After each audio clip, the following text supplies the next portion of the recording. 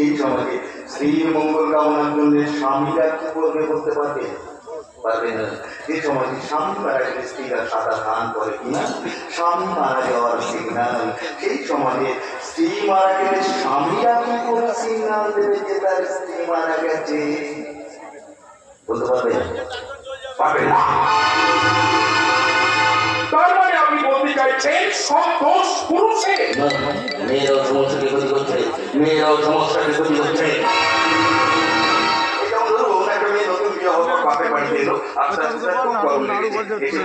জানো তো মা, আমার ভীষণ গরম লেগেছে। মা বলছে দেখ মা গরম লেগেছে, নাইটি পর নাইটি পর। মেয়ে নাইটি পরে নিল, একটু পরে ঘর থেকে বৌমা নাইটি পরে বেরোলো। তখন ওই মাটি বলছে দেখেছিস দেখেছিস কেমন বেহা বউ দেখেছিস, বাড়িতে শাশুড় শ্বশুর থাকতে নাইটি পরে ঘুরছে। ভাবু ওটা নিজের মেয়ে আর এটা পরের মেয়ে। ওই মেয়ে শ্বশুর বাড়ি যাওয়ার পর মাকে ফোন করছে, হ্যালো মা খেয়েছো? বৌদি খাওয়ার দেয়নি।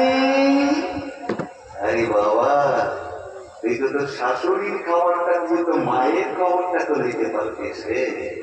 শাশুড়ির খাবারটা দিয়ে তো মায়ের খাবারটা তো নিতে পারতিস। এটাই তো সমাজ। এই সমাজে বুঝে কোনো লাভ নেই, কোনো লাভ নেই। যারাই লক্ষ্য তারাই পক্ষ, যারাই লক্ষ্য তারাই পক্ষ। তাই একটা কথা বলতে পেলি ক্যালেন্ডার করা যাবে না? না না, ক্যালেন্ডার করবো না, আপনি বলুন।